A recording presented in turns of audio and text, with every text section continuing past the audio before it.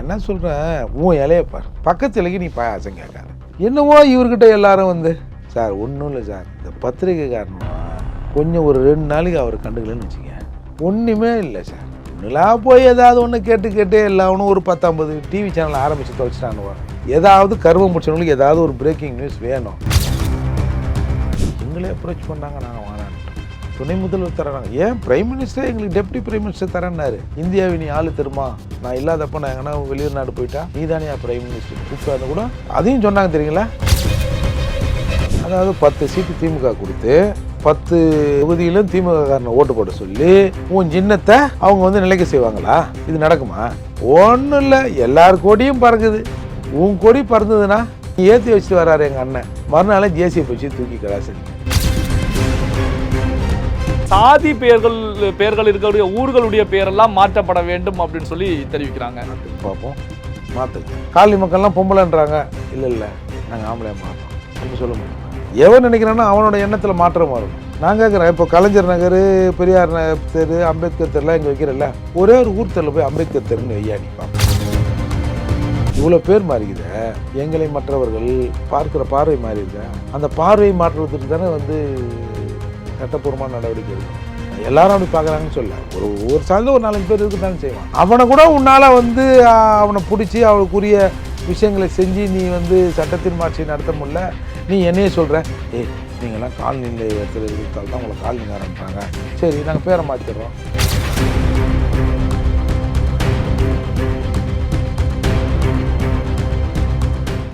Real one நண்பர்கள் உறவுகளுக்கு வணக்கம். தொடர்ச்சியாக பல்வேறு முக்கியமான தகவல்களை நம்முடைய வாசகருடன் பகிர்ந்து வரும் புரட்சி தமிழகம் கட்சி தலைவர் வழக்கறிஞர் ஏர்போர்ட் மூர்த்தி அவர்கள் நம்முடைய இருக்கிறார். வணக்கம் சார்.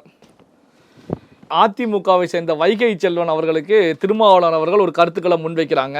நீங்கள் வந்து சங் பரிவாரோட கூட்டணி வச்சு பயணிச்சிங்க அப்படின்னா தமிழ்ச்சங்கத்தையே காப்பாற்ற முடியாது, வளர்க்க முடியாது அப்படிங்கிற கருத்துக்களை நேரடியாகவே தெரிவிக்கிறாங்க.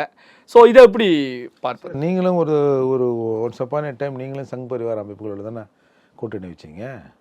இப்போ நீங்கள் என்ன கெட்டால் போயிட்டீங்க, நொந்து நூலாகிட்டீங்களா? நல்லா தின்னு கொடுத்து தினமாக தானே இருக்கிறீங்க. நான் என்ன சொல்கிறேன், உன் இலையப்பார் பக்கத்து இலைக்கு நீ பாயாசம் கேட்காத.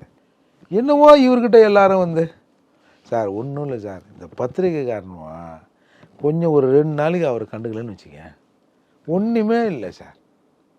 இவனுலாம் போய் ஏதாவது ஒன்று கேட்டு எல்லாவனும் ஒரு 10-50 டிவி சேனல் ஆரம்பித்து தொலைச்சிட்டானுவா. ஏதாவது கருவம் முடிச்சவங்களுக்கு ஏதாவது ஒரு பிரேக்கிங் நியூஸ் வேணும். எங்கே தான் போகிறது? 2 நாய் ஒன்றா சுற்றிச்சின்னு போட முடியுமா? இந்த 4 கால் நாய் போட முடியாதுல்ல. அப்போ எங்கிட்டையாவது ஒரு மைக்கை ஏற்றுமா நீட்டி ஒரு சவுண்டை விட்டு பிரேக்கிங்கு, அதிமுக எங்களை கூப்பிட்டது ஒரு பிரேக்கிங்கு, வந்து கதவை மூடிட்டோம் விஜய்கிட்ட அது ஒரு பிரேக்கிங். அவ்வளோ இந்த டிவி சேனலுங்க அதிகமாகலைன்னு வச்சிங்களேன், இந்த பிரச்சனையே நாட்டில் இருக்கா சார். இப்போ இந்த கதவை சாத்திய வாரத்தை பொறுத்த வரைக்கும் இந்த கருத்தே ஒரு முரண்பாடாக தானே இருக்குது. என்ன காரணம் அப்படின்னா, கூட்டணிக்கான கதவுகளை விஜய் தான் தாவேகாவுக்கு திறந்து வச்சிருக்காங்க. இப்போ அதிமுகன்னா அதிமுக எடப்பாடி பழனிசாமி தான் அங்கே கதவை திறந்து வச்சிருப்பாங்க. அடுத்தவங்க வீட்டு கதவை இன்னொரு கட்சி தலைவர் எப்படி போய் சாத்த முடியும், பூட்ட முடியும்?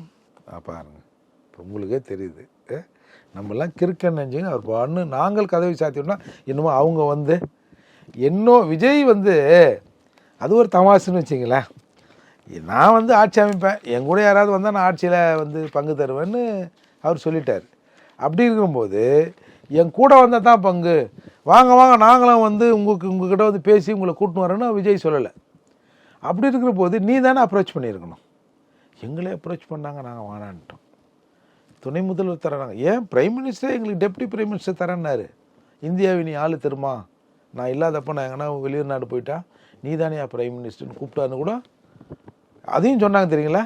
மத்திய அமைச்சரவையில் இடம் தருகிறோம் திருமானி வாங்கன்னு எனக்கு சொன்னாங்க. ஏப்பா நல்ல வேலைப்பா, அமெரிக்க அதிபர் கூப்பிட்டான்னு சொல்லாமல் போனேன், அது வரைக்கும் சந்தோஷம். அதால் அரசியலில் சில எவ்வளையோ பித்துக்குழிங்க இருக்கிறாங்க, அதில் பாவம் இவர் கொஞ்சம் திரும்பி நிற்கிறார், அவ்வளோதான். இப்போ விடுதலை சிறுத்தைகள் கட்சிக்கு ஒரு நெருக்கடி என்ன அப்படின்னா, மாநில கட்சி அந்தஸ்து வந்து சமீபத்தில் கிடைத்தது. இதை 2026 சட்டமன்ற தேர்தலில் நிரூபிக்கணும், தொடர்ச்சியாக வச்சிருக்கணும் அப்படின்னா கண்டிப்பாக 7 தொகுதிகளுக்கு மேலே வெற்றி பெற்றாக வேண்டும். அப்படி இல்லைன்னா 8% வாக்கு வங்கியை ப்ரூவ் பண்ண வேண்டிய ஒரு கட்டாயம் இருக்கிறது. இப்போ கடந்த தேர்தலில், சட்டமன்ற தேர்தலில் திமுகவை பொறுத்த வரைக்கும் 6 இடங்கள் தான் கொடுத்திருந்தாங்க. அப்போ இந்த தேர்தலில் 7 இடங்களில் வெற்றி பெற வேண்டும் அப்படின்னா குறைந்தது ஒரு 10-15 தொகுதிகளில் போட்டியிட்டால் தான் 7 இடங்களில் வெற்றி பெற முடியும். இந்த விசிக இந்த மாநில அந்தஸ்தை திமுக கூட்டணியில் தொடர்ந்து பயணித்து தக்க வைக்குமா, எப்படி பார்க்குறீங்க? அதாவது 10 சீட்டு திமுக கொடுத்து 10 தொகுதியிலும் திமுக காரனை ஓட்டு போட சொல்லி உன் சின்னத்தை அவங்க வந்து நிலைக்க செய்வாங்களா? இது நடக்குமா? ஒன்றும் இல்லை, எல்லார் கொடியும் பறக்குது.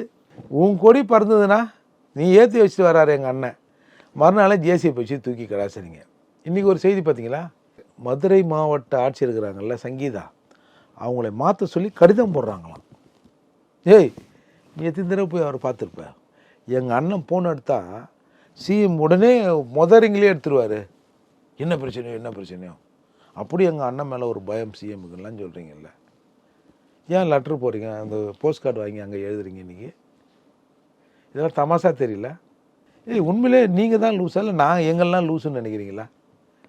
சார், ஒரு ஆட்சியர் உங்களுக்கு உங்கள் கட்சிக்கு எதிராக இருக்கார், நீங்கள் கூட்டணியோடு இருக்கிறீங்க.